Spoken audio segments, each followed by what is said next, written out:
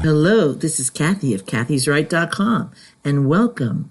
I hope you subscribed because things are getting a little exciting. Right now, we're looking at the country's kind of on knockdown. People are paranoid of the coronavirus. I, for one, am one of those people. It's unreasonable, it's completely irrational, as are my OCD symptoms. But I know they're irrational. Everybody knows it's irrational, but we do them anyway. I'm surprised that we have to be told to wash our hands. It makes me think, so how many people needed to be told to wash their hands? Really? This is why I don't like shaking hands. I do it just not to be rude, but when I was told at church that we didn't have to shake hands anymore, I was like, yes. I hate other people's germs. I love people. I mean, I love human beings, but I really have never enjoyed shaking hands. I'm more of a hugger. I don't know why. I don't mind a good hug, but the handshaking, I just want to know, did they wash their hands? Where have their hands been? What have they been doing today? Did they wash their hand in between each activity? All those things go through my mind when I'm introduced to someone for the first time and am forced to shake their hand. And I don't want to offend anyone or hurt their feelings. So I usually just go ahead and do it. I keep, antibacterial wipes and Purell in my car. And I wipe down my steering wheel quite often. But once upon a time in America, people agreed to disagree. And we let things work themselves out in the elections. At one time, Republicans and Democrats could live in the same house or dorm room without coming to blows. Are those days, are they gone forever? Are we still somewhat civilized? Some of us are.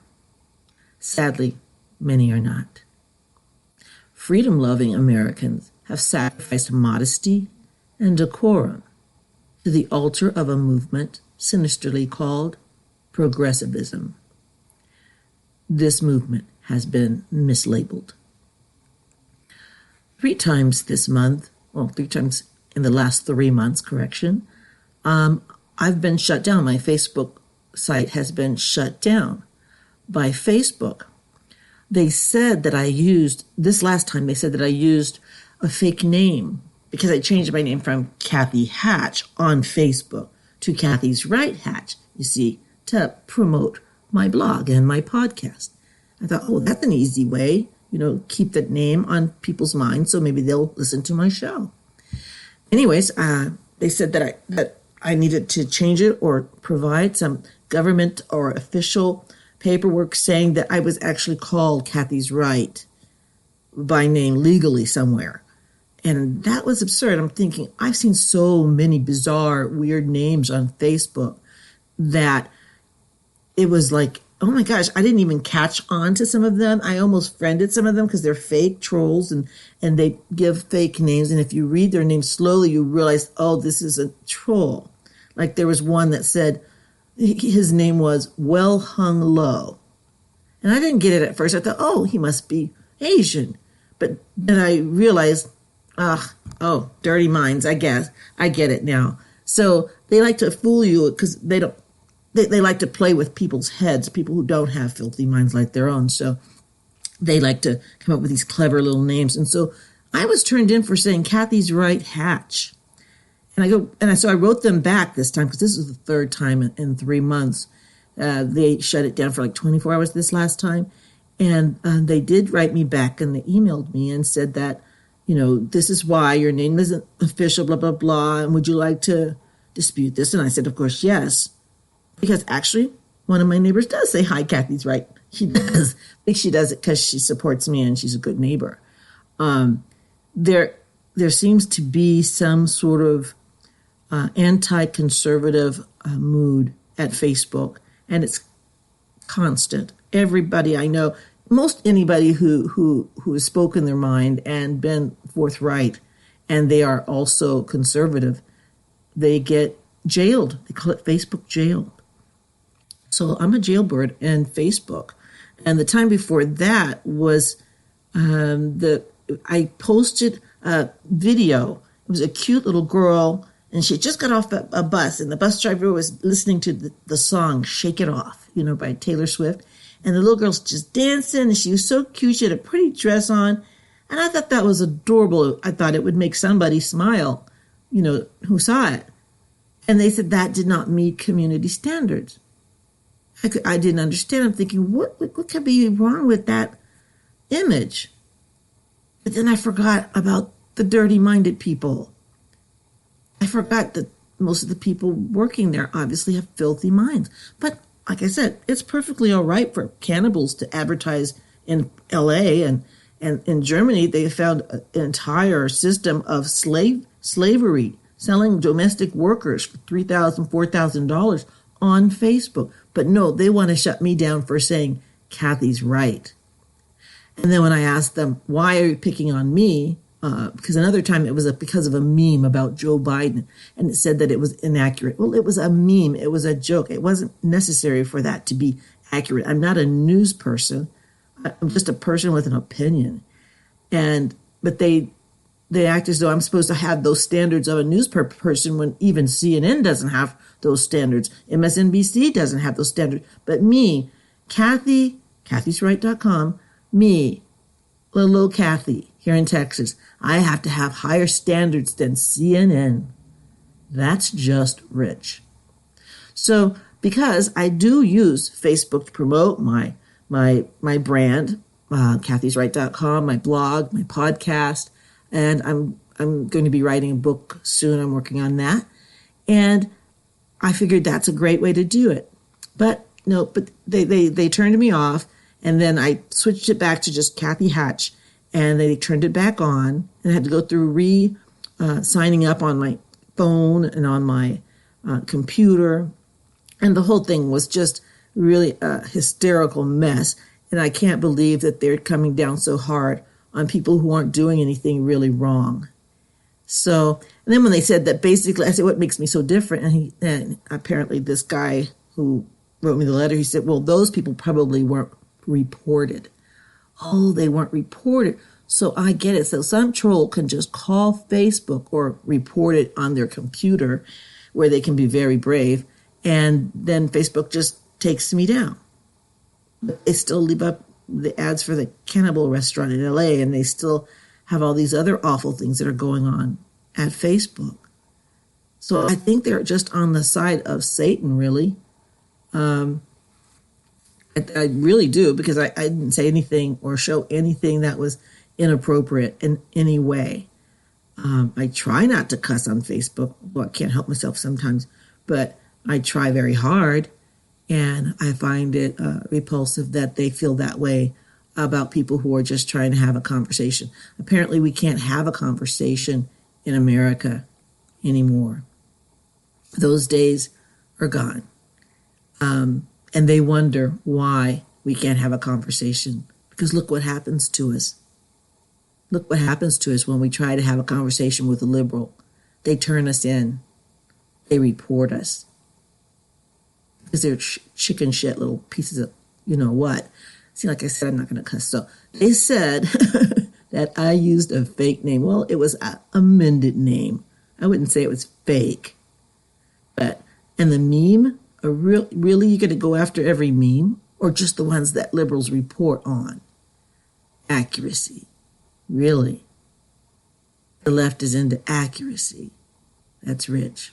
So who hates me so much that they would do that? So I figured to myself, I have been in a couple of groups where we discuss people of opposing views. Probably where it came from. So I'm getting out of those groups. I thought it was good and healthy to have dialogue, with those on the other side of the aisle. I thought it was healthy and good for the country, but apparently not on Facebook, not on social media. They don't want us to talk, because when we speak our minds, then people get all butthurt over every little thing, and they report you. They reported me. And so I don't know who hates me that much. I don't particularly care, but for now, I'm just not having it anymore.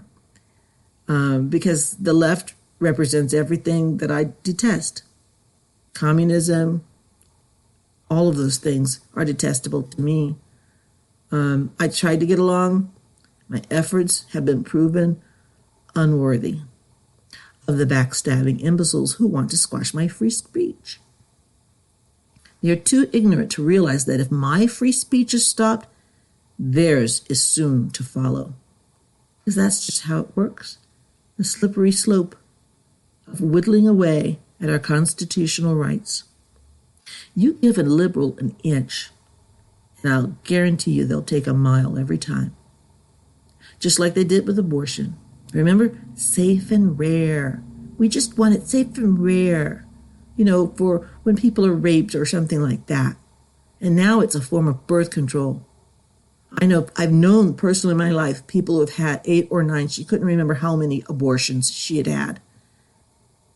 And that's when I started to reconsider. That was back when I was pro-choice. I actually thought that it was okay because most people wouldn't have one of those things except for an extenuating circumstance. But no, it's actually being used as a form of birth control for people who are usually doing something they shouldn't be doing in the first place, namely having sex outside of marriage. I know that's hard to hear or hard to say, and it's easy for me to say because I've been married for 32 years. But I do know that there's such a thing as self-control and free will. And we're not animals in the woods. We're not compelled to procreate, and we have no control over our bodies. That's simply not true. And less than 1% of abortions happen to people who have been raped. A very small amount. So I did try to get along with the left. I'm not sure if I'm into it anymore because I frankly don't trust them anymore. Not just from this incident, but several other things.